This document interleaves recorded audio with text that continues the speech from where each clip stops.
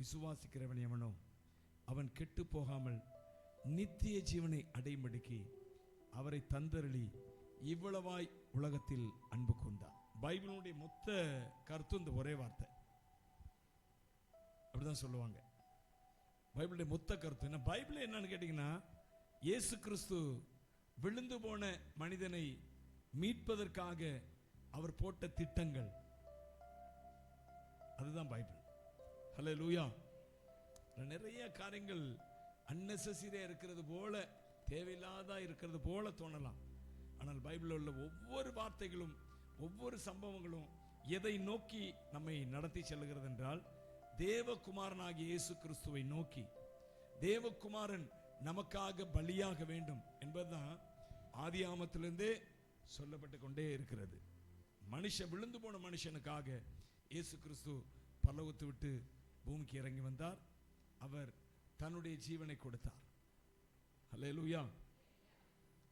அதாவது இறப்பு இல்லாம பிறப்பை சொல்லி பிரயோஜனம் இல்லை. ஐயா அருமையான சகோதரர் அவர்கள் செய்தி கொடுத்தாங்க பாருங்க. பிறப்பு குறித்து தான் ஆரம்பித்தார்கள். ஆனா எதுல போய் முடிஞ்சது பாத்தீங்களா? எதுல போய் முடிஞ்சது? இறப்பு. ஏன்னா இயேசு கிறிஸ்து மனுஷனுக்காக மரிக்கும்படியாக இந்த பூமியில பிறந்தார், இறக்கும்படியாக பிறந்தார். எதற்கு?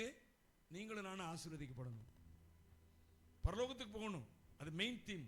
தேவனுடைய முக்கியமான நோக்கம் என்னன்னு கேட்டீங்கன்னா, இந்த பூமியில பிறக்கிற ஒவ்வொரு மனுஷனும் பரலோகத்துக்கு போகணும் என்பதற்காகத்தான் இயேசு இந்த பூமிக்கு பிறந்தார், பூமியில மனுஷனா பிறந்தார். ஆனால் இந்த பூமியில இருக்கிற நாளெல்லாம் தேவன் நம்மை ஆசீர்வதிக்க விரும்புகிறார். அது நிச்சயமாய் சொல்லப்பட வேண்டிய ஒரு காரியம். ஏன்னா பரலோகத்தில் ஒரு நல்ல ஆசீர்வாதத்தை கொடுத்துட்டு இந்த பூமியில இருக்கிற நாளெல்லாம் நீ கஷ்டப்படு, நீ வேதனைப்படு, நீ பாடுகளை அனுபவி, போராட்டங்களை அனுபவி, கடன் பாரத்திலே இரு, வியாதியிலே இரு என்று சொல்வதற்கா ஒரு தேவன் வந்து பிறந்தார்? கிடையவே கிடையாது. அதான் பைபிள் சொல்லுகிறது. ஏசாயா தீர்க்கதரிசன புஸ்தகத்தில் 53ஆம் அதிகாரத்தில் 4-5 வசனங்கள்ல நீங்க ஒரு சில நினைக்க தெரியுது, என்னது ஐயா தான் செய்தி கொடுத்து முடிச்சிட்டாங்களே, இன்னொரு செய்தி தேவை அப்படின்னு நினைக்கிறீங்க மனசுல. ஆனா சாப்பாடு வரல. எல்லாருக்கும் சாப்பாடு கொடுத்து அனுப்பணும். எனவே தான் கொஞ்சம் நானும் பேசிட்டு இருக்கிறேன். நானும் பேசணும் என்பது முக்கியம் என்பதை விட சாப்பாடு வரணும். அதுவரை உங்களை சும்மா விட்டுட்டா என்ன செய்வீங்க? உலக கதையை தான் பேசிட்டு இருப்பீங்க. அதை விட கர்த்தரை பத்தி பேசலாமே. ஏன்னா உங்களுக்கு வாழ்வு கொடுக்கும்படியாக வந்த தெய்வம் ஆண்டவர் இயேசு கிறிஸ்து. கைத்தட்டி அவரை துதிக்கலாமா? அது முதல்ல புரிஞ்சுக்குங்க. இந்த உலகத்துல எந்த தெய்வமும் தன்னுடைய ஜீவனை கொடுத்து மனுஷனிடத்தில் அன்பு கூர்ந்ததாகவோ, தன்னுடைய உயிரை கொடுத்து மனுஷனை ஆசீர்வதிக்கும்படியாகவோ, தன்னுடைய வாழ்க்கையை அர்ப்பணித்து உங்களை வாழ வைக்க வேண்டும் என்பதற்காக வந்ததாகவோ எந்த தெய்வத்தை குறித்த ஒரு குறிப்பும் நான் பார்க்கல, நான் கேள்விப்படவில்லை. ஒருவேளை நீங்க கேள்விப்பட்டிருக்கீங்களா என்னமோ தெரியல. ஆனால் இயேசு கிறிஸ்து மெய்யான தேவன். அவரை குறித்து பைபிள் சொல்கிறது, அவர் மெய்யான தேவனும் நித்திய ஜீவனுமாய் இருக்கிறான்னு சொல்லி. இந்த மெய்யான தேவன் பரலோகத்தை விட்டு பூமிக்கு இறங்கி வந்து உங்களை வாழ வைக்க முடியாது வந்தார். நாங்களாம் அதற்கு சாட்சிங்க. தேவன் வாழ வைத்ததற்கு ஒன்றுமில்லாத மண்பாண்டமாயிருந்த எங்களை கர்த்தர், உம் அழகான கண்கள் என்னை கண்டதாலே முடிந்ததென்று நினைத்த நான் உயிர் வாழ்கின்றேன். உம் அழகான கண்கள் என்னை கண்டதாலே முடிந்ததென்று நினைத்த நான் உயிர் வாழ்கின்றேன். யாரும் அறியாத என்னை நன்றாயறிந்து தேடி வந்த நல்ல நேசரே, யாரும் அறியாத என்னை நன்றாயறிந்து தேடி வந்த நல்ல நேசரே, உம் அழகான கண்கள் என்னை கண்டதாலே முடிந்ததென்று நினைத்த நான் உயிர் வாழ்கின்றேன். உம் அழகான கண்கள் என்னை கண்டதாலே முடிந்த முடிந்ததென்று நினைத்த நான் ஒன்றும் இல்லாத என்னை உம் காருண்யத்தாலே ஏற்றுக்கொண்ட நல்ல நேசரே.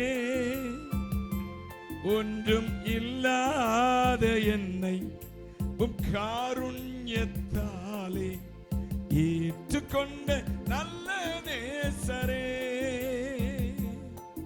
உம் அழகான கண்கள் என்னை கண்டதாலே முடிந்ததென்று நினைத்த நான் உயிர் வாழ்கின்றேன். உம் அழகான கண்கள் என்னை முடிந்ததென்று நினைத்த நான்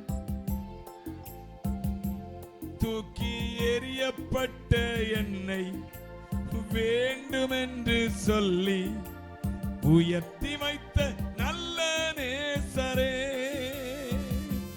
தூக்கி எறியப்பட்ட என்னை வேண்டுமென்று சொல்லி உயர்த்தி வைத்த நல்ல நேசரே.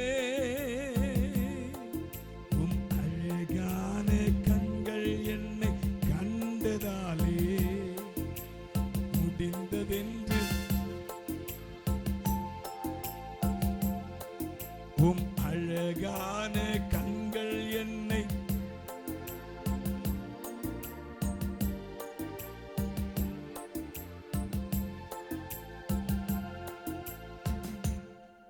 அவருடைய கண்கள் கண்டபடினால உங்க முன்பாக ஒரு மனுஷனாக நிக்கிறோம். அல்லேலூயா. பாவத்துல சாபத்துல இன்னும் அநேக பிரச்சனைகள்ல மாட்டிக்கொண்டு உலகமே வெறுத்து போன எங்களுக்கு ஆண்டவர் இயேசு எங்களை தேடி வந்தார். என்னை தேடி வந்தார், எங்கள் நண்பர்களை தேடி வந்தாரு, எங்களுடைய சகோதரர்களை தேடி வந்தாரு. ஆண்டவர் இயேசு தேடி வந்து எங்களை தூக்கி எடுத்தபடினால பாவத்திலிருந்து தூக்கி எடுத்தார், சாபத்திலிருந்து தூக்கி எடுத்தார். இன்றைக்கு நாங்க வந்து உங்களுக்கு முன்பாக ஆசீர்வதிக்கப்பட்டவர்களா நிக்கிறோம். அல்லேலூயா, அல்லேலூயா. எனவே அருமையானவர்களே, எதுக்காக இந்த செய்தியை உங்களுக்கு சொல்லணும் அப்படின்னு கேட்டீங்கன்னா, ஏன் இவ்வளவு செலவழிச்சு இவ்வளவு காரியங்களை பண்ணி இவ்வளவு கஷ்டப்பட்டு பிள்ளைகள் எல்லாம் துன்பப்படுத்தி பையங்களெல்லாம் துன்பப்படுத்தி நிறைய ப்ரோக்ராம் செய்து உங்களை எதுக்கு சந்தோஷப்படுத்துகிறோம், அதே சமயத்தில் உங்களுக்கு கருத்தையும் சொல்லுகிறோம். இயேசு கிறிஸ்து எதுக்காக பூமிக்கு வந்தார்? நீங்களும் நானும் ஆசீர்வதிக்கப்படும்படி. ஏன்னா அந்த உலகத்துல பாவம் நம்மை ஆட்கொண்டிருந்தது. அந்த பாவத்திற்கான தண்டனை நமக்காக எதிர்நோக்கி காத்து கொண்டிருந்தது. ஒவ்வொரு மனுஷனும் பாவியா இருக்கிறான். இந்த பாவத்துக்கான தண்டனை காத்து கொண்டிருந்தது. ஆனால் இயேசு கிறிஸ்துவை நம்புகிற மனுஷன், அதனாலதான் இயேசு பாடுபட்டார். நீங்க பாடுபட வேண்டிய அளவு நீங்கள் அனுபவிக்க வேண்டிய தண்டனையை இயேசு கிறிஸ்து சிலுவையில அவர் அனுபவித்தார். அல்லேலூயா. ஏசாயா புஸ்தகம் 53 அதிகாரம் 4-5 வசனங்கள் அதான் சொல்லுகிறது. மெய்யாகவே அவர் நம்முடைய பாடுகளை ஏற்றுக்கொண்டு நம்முடைய பாடுகளை அவர் ஏற்றுக்கொண்டார். நம்முடைய பாடுகளை, உங்களுடைய பாடுகளை ஏற்றுக்கொண்ட ஒருத்தர் உண்டுங்க. கல்வாரி சிலுவையில் தொங்குகிற இயேசு, உங்களுடைய பாடுகளை ஏற்றுக்கொண்ட இயேசு. ஆமென். நீங்க இன்னும் உலகத்துல பாடுபட்டு கொண்டே போராடிக்கொண்டே எவ்வளவு நாள் போராடுவது? இயேசு இல்லாத மனுஷன் வாழ்க்கை முழுக்க போராடிட்டு இருக்கிறாங்க. பாவத்தோடும் சாபத்தோடும் போராடி கொண்டே இருக்கிறான். இயேசு கிறிஸ்து எந்த மனுஷனுடைய வாழ்க்கையில வந்தாரோ அவனுடைய போராட்டம் முடிந்தது. அல்லேலூயா. கையை வைத்து சொல்லுங்க. பிசாசு போராடுகிறான். அநேகருடைய குடும்பங்கள்ல போராட்டம். இயேசு கிறிஸ்து பிசாசுனுடைய கிரியைகளை அழிக்கும்படிக்கு வந்தாராம். பைபிள் சொல்லுகிறது பிசாசுனுடைய கிரியைகளை அழிக்கும்படி. எத்தனை குடும்பத்தில் நாங்க பிசாசை விரட்டி இருக்கிற அநேக குடும்பங்கள்ல, இங்க சபையில அங்கமா இருக்கிற அநேகருக்கு, அநேகருடைய வாழ்க்கையில பிசாசின் போராட்டத்தினால வாழ்க்கையை இழந்து போன நிலைமையில இருந்தாங்க. சந்தோஷத்தை இழந்து போன நிலைமையில, சமாதானத்தை இழந்து போன நிலைமையில இருந்தாங்க. அவர்களை எல்லாம் அவர்களுக்குள்ள இருக்கிற அவருடைய குடும்பத்தில் இருந்த எல்லா பிசாசுகளை கட்டி வெளியே அனுப்பி அவர்களை ஆசீர்வாதமான பாத்திரங்களை மாற்றி உட்கார வைத்திருக்கிறோம். அப்படி ஆசீர்வதிக்கப்பட்டவங்க கையை வைத்து ஒரு அலையில சொல்லாமா? எல்லாரும் சொல்ல வேண்டாம். எத்தனை பேர் பிசாசின் கட்டுகளிலிருந்து விடுவிக்கப்பட்டீங்களோ அவங்க சொல்லலாம். அல்லேலூயா. ஆமா, இருக்கிற அநேகர், நம்முடைய சபையில் இருக்கிற அநேகர் நீங்க பாத்தீங்கன்னா பிசாசு போராட்டத்தில் அவங்களுக்கு ஜெபம் பண்ணி அவங்களுக்கு ஒரு விடுதலை, இயேசுவின் நாமத்தில் பெற்றுக் கொடுக்கப்பட்டவர்கள் தான் இந்த இடத்துல வந்து அமர்ந்திருக்கிறாங்க. அநேகர் சபையில் அங்கமா இருக்கிற அநேகர். நான் எதுக்காக சொல்றேன்னா, பிசாசு அநேக குடும்பங்களை அழிக்கும்படியாக காத்து கொண்டு இருக்கிறான். ஆனா இயேசுவோ பைபிள் சொல்லுகிறது பாருங்க, யோவான் சுவிசேஷம் 10ஆம் அதிகாரம் 10ஆம் வசனம் வாசிங்க.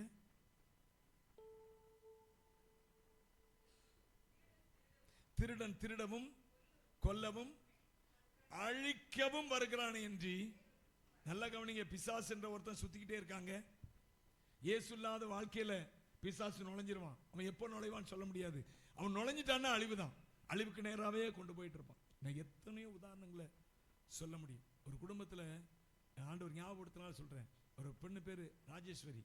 அந்த பொண்ணு எங்கள்கிட்ட கூட்டு வந்தாங்க. புத்தி பேதலித்த நிலைமையில கூட்டு வந்தாங்க. கூட்டு வந்தா அடிக்கடி அவன் என்ன செய்வா, வீட்டில் இருக்கும்போது தீப்பெட்டியை கொளுத்தி அந்த தீயை தன் மேல வைப்பா. பிசாசு அழிக்கிறவன். அதுக்காக தான் சொல்லிட்டு இருக்கிறேன். எந்த யாருக்குள்ள பிசாசு இருக்குதோ அவங்களுக்கு இப்படிப்பட்ட காரியங்கள், தன்னைத்தானே அழித்துக்கொள்ள தற்கொலை எண்ணம்லாம் வருது தெரியுமா, அதெல்லாம் பிசாசுனுடைய கிரியைகள். பிசாசு அழிக்க நினைப்பான் மனுஷனை. அதுக்கு தான் உதாரணம் சொல்லிட்டு இருக்கிறேன்.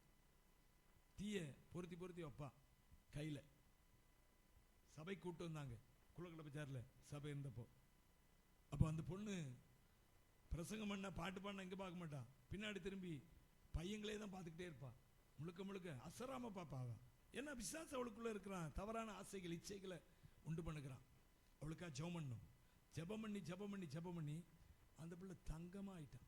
சூப்பரா வரும்போது ஒரு மாதிரி வந்தவ நல்லா, நாங்க நல்லா ஜெபம் பண்ணி அந்த அவளுக்குள்ள இருக்கிற பிசாசு கட்டுகளெல்லாம் ஒட்டச்சி பிசாசு வெளியே அனுப்பின பிறகு சூப்பர் ஆயிட்டான். ஆள் அழகா இருப்பான். அவளுடைய பேர் ராஜேஸ்வரி. நல்ல கலரா அழகா இருப்பான்.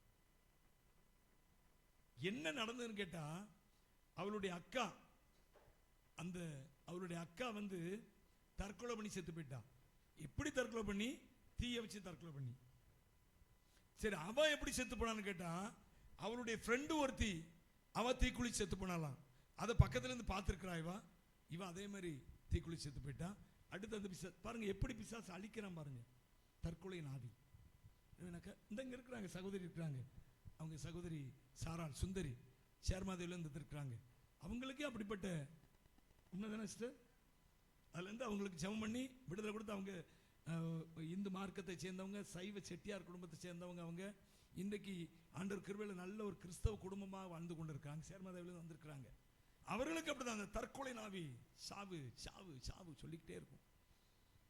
அவளுக்கா ஜெபம் பண்ணி விடுதலை கொடுத்தார் ஆண்டவர். அந்த பெண்ணுக்கு அப்படிதான். நான் எதுக்காக சொல்றேன்னா, திருடனாகிய பிசாசு அவன் உங்க வாழ்க்கையில திருடுவான், கொல்லுவான், அழிப்பான், உங்களே அழிக்க முயற்சி பண்ணுவான். ஆனால் இயேசு கிறிஸ்துவோ அவர் வாழ்வு கொடுக்கிறார். அல்லேலூயா. இயேசு வாழ்வு கொடுக்கிறார், இன்றே அவரிடம் நம்பி வா. இயேசு வாழ்வு கொடுக்கிறார், இன்றே அவரிடம் நம்பி வா. இயேசு வாழ்வு கொடுக்கிறார், இன்றே அவரிடம் நம்பி வா. இயேசு வாழ்வு கொடுக்கிறார், இன்றே அவரிடம் நம்பி வா. ஆறுதல் இல்லையோ, அலைந்து தவிக்கின்றாயோ? ஆறுதல் இல்லையோ, அலைந்து தவிக்கின்றாயோ? ஆறுதல் தந்திடும் இயேசு அன்பாய் உன்னை அழைக்கின்றாரே. ஆறுதல் தந்திடும் இயேசு அன்பாய் உன்னை அழைக்கின்றாரே. அழைக்கிறார், ஓ அழைக்கிறார், இயேசு உன்னை அழைக்கிறார். ஓ அழைக்கிறார் இயேசு. இயேசு வாழ்வு கொடுக்கிறார், இன்றே அவரிடம் நம்பி வா.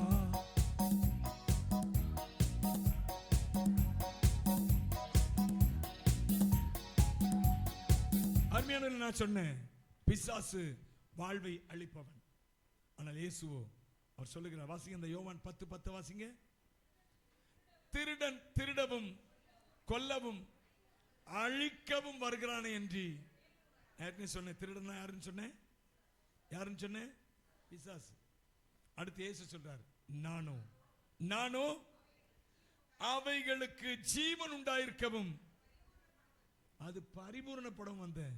என் அன்பான வார்த்தை கேட்டுக்கொண்டு அன்பானவர்களே, உங்க வாழ்க்கை பரிபூர்ணமாக வாழ்க்கை ஆகும்படியாகத்தான் இயேசு பரலோகத்தை விட்டு பூமிக்கு இறங்கி வந்தாரு. அல்லேலூயா. அவரே சொன்ன வார்த்தை, நானோ அவைகளுக்கு ஜீவன் உண்டாயிருக்கவும். அந்த ஜீவன் உங்களுக்கு தேவன் இயேசு கிறிஸ்து வாழ்க்கை கொடுக்கிறார். சாதாரண வாழ்க்கை இல்லைங்க, பரிபூர்ண வாழ்க்கை. அல்லேலூயா. எனவே எனக்கு அன்பான தேவனுடைய பிள்ளைகளே, இந்த இயேசு உங்களுக்குள்ள வரணும். நான் அநேக மந்திரவாதிகளை பார்த்துருக்கிறேன், சாமி ஆடுறவங்களை பார்த்துருக்கிறேன். அவங்கள்ட்டெல்லாம் டைரக்டாக கேட்பேன், உங்களுக்கு வாழ்க்கையில் நிம்மதியே நிச்சயமாக இருக்காது அப்படின்னு. உண்மை. உங்கள் வாழ்க்கையில் சந்தோஷம், சமாதானம், நிம்மதி என்பது இருக்கவே இருக்காது. நான் அடித்து சொல்கிறேன் இன்னைக்கு. ஆனால் நாங்கள் சொல்கிறோம் அவங்களுக்குள்ள வேற சாமி இருக்குது. நான் சொல்கிறேன் எனக்குள்ள இயேசு இருக்கிறாரு. ஆனால் இயேசு எனக்குள்ள இருக்கிறபடினாலே நான் பூரண சமாதானமாக சந்தோஷமா இருக்கிறேன். கைத்தட்டி அவரை துதிக்கலாமா? அதாங்க இயேசு கொடுக்கிற பரிபூர்ண ஜீவன். நானோ அவைகளுக்கு ஜீவன் உண்டாயிருக்கவும் அது பரிபூர்ண, உங்க வாழ்க்கையை பரிபூர்ணம் அடைய செய்கிற ஆண்டவருங்க. ஏற்ற வேளையில உங்களுக்கு என்ன தேவை என்பதை அறிந்து உங்களுக்கு கொடுக்கிற தகப்பனவர். அல்லேலூயா. ஏற்ற வேளையில இந்த ஆண்டவர்ட்ட வாங்க, இந்த இயேசுவை ஏற்றுக்கொள்ளுங்க. இந்த இயேசு உங்க வீட்டில் உலாவட்டும். உங்க வாழ்க்கையில நீங்க எது எந்தெந்த நேரத்தில் தேவையோ அதை அந்தந்த நேரத்தில் பெற்றுக்கொள்வீங்க. உங்களுடைய தகப்பன் உங்களை கைவிட்டிருக்கலாம், உங்களுடைய தாய் உங்களை கைவிட்டிருக்கலாம். கைவிட்டிருக்கலாம் இல்லை, இறந்து போயிருக்கலாம், செத்து போயிருக்கலாம். பரவாயில்லைங்க. என்னுடைய 23 வயசுல என்னுடைய தாய் இறந்து போயிட்டாங்க. என்னுடைய 33 வயசுல தகப்பன் இறந்து போயிட்டாரு. தகப்பனா கல்யாணம் முடிஞ்ச பிறகு இறந்தாரு. தாய் கல்யாணம் முடியறதுக்கு முன்னக்கூட்டியே இறந்துட்டாங்க. ஆனால் நான் அந்த நேரத்தில் கரெக்டாக ஆண்டவரை பிடிச்ச பாருங்க, ஒரு நாள் கர்த்தர் என்னை கைவிடவே இல்லை. இன்றைக்கு வர கர்த்தர் என்னை உயர்த்தி கொண்டே இருக்கிறார், ஆசீர்வதித்துக் கொண்டே இருக்கிறார், என் தேவைகளை சந்தித்துக் கொண்டே இருக்கிறார். எந்தெந்த நேரத்தில் எனக்கு எது தேவையோ என்னுடைய நல்ல தகப்பன் அவர் எனக்கு தந்து கொண்டே இருக்கிறாரு. கையை தட்டி அவரை துதிக்கலாமா? இந்த இயேசு உங்களுக்கு தேவைங்க. இயேசு உங்களுக்கு தேவை. அதுக்கு தான் இந்த கூட்டம், அதுக்கு தான் இந்த கேரல் சர்வீஸ். நான் சொல்லுவேன் எங்க சபை மக்கள்கிட்ட, கிறிஸ்துமஸ் கொண்டாட்டம் நமக்கு இல்லைங்க. இயேசு இல்லாம அநேகர் வாழ்க்கையில தவிச்சிட்டு இருக்கிறாங்க, சந்தோஷம் இல்லாம இருக்கிறாங்க, சமாதானம் இல்லாம இருக்கிறாங்க. அவங்களுக்கு தான் கிறிஸ்துமஸ் கொண்டாட்டம், அவங்களுக்கு தான் கிறிஸ்துமஸ் செய்தியை சொல்லணும். வருஷ கிறிஸ்துமஸ் செய்தியை நாங்க கேட்டு என்ன செய்ய போறோம்? உங்களுக்கு தேவை. இயேசு அறியாம இன்னும் இயேசு வீட்டில் நடக்காம இருக்கிறீங்க பாத்தீங்களா? உங்க வீட்டில் இயேசு நடக்கணும். ஹல்லேலூயா. அற்புதங்கள் அதிசயங்கள் உங்களுக்கு செய்யணும். இந்த ஆண்டவர் இயேசு உங்களுடைய வாழ்க்கையில காணப்படுகிற தீராத குறைவுகளையும் தீர்த்து வைக்க முடியும், உங்க குடும்பங்களுக்கு வரணும். இதுதான் எங்க ஆசை. ஹல்லேலூயா சொல்லாமா? கண்ணு மூடி ஜெபம் பண்ணும். இந்த ஆண்டவர் இயேசு கிறிஸ்துவை கேட்போம், ஏப்பா எனக்காக உயிர் கொடுத்த நேசர், உனக்காக என் ஆண்டவர் இயேசு ஜீவன் கொடுத்திருக்கிறார் அம்மா, உனக்காக ரத்தம் சிந்தி இருக்கிறார் அம்மா. இந்த இயேசுவை விட்டுறாதீங்க, இவரை தவிர்த்துறாதீங்க. நீங்க யாருனாலும் உங்க வாழ்க்கையில தவிர்த்துருங்க. Don't hesitate this Jesus. அவ்வளவாய் அன்பு கூர்ந்தாருங்க உங்க மேல. தன்னையே பலியாய் கொடுக்கும் அளவுக்கு உண்மையில் அன்பு கூர்ந்த யார் இருக்கிறாருங்க இந்த பூமியில? உனக்காக சொல்லு, உனக்காக அன்பு கூர்ந்த இயேசு. ஏசப்பா நீங்க வேணும்பா, நீங்க மட்டும் போதும் ஏசப்பா, வேறொன்றும் இங்கு வேண்டாம் ஐயா.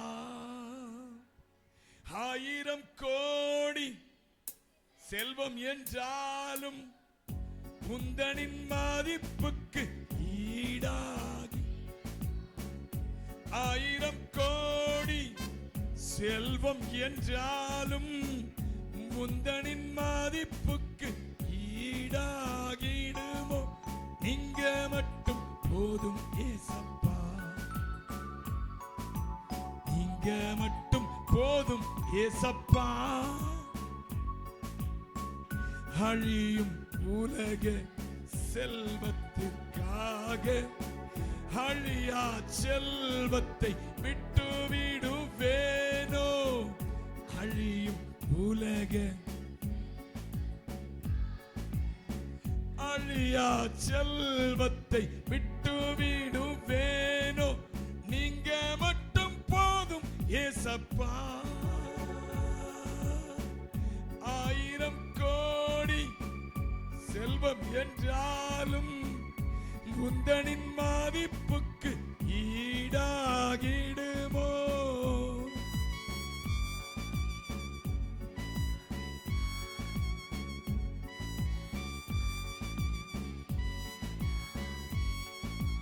நீங்க மட்டும் போதும் ஏசப்பா. நீங்க மட்டும் போதும் ஏசப்பா. தேவனுடைய பிள்ளைகளே, இந்த இயேசு உனக்காக உங்களுக்காக இந்த பூமியில பிறந்தார்.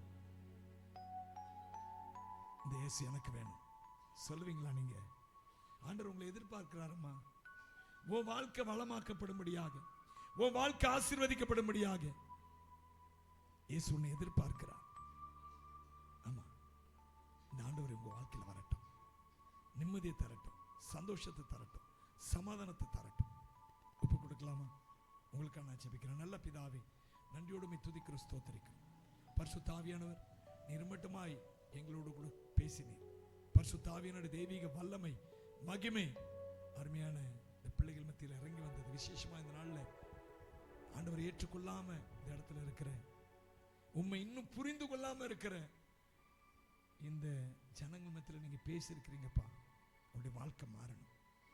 இதே தரித்திர நிலைமையில, இதே பாவ பழக்க வழக்கங்களோடு கூட நிம்மதி இல்லாம, சந்தோஷம் இல்லாம, யார் என்னை தேற்றுவார் என்று ராத்திரி எல்லாம் அழுக, குழப்பம் குழப்பம், அப்படிப்பட்ட நிலைமையோடு இருக்கிற அருமையான பிள்ளைகள் எல்லாம் கருத்துல ஒப்பு கொடுக்க. எதிர்காலத்தை குறித்த கேள்விக்குறி, எதிர்காலம் இருட்டா இருக்குது.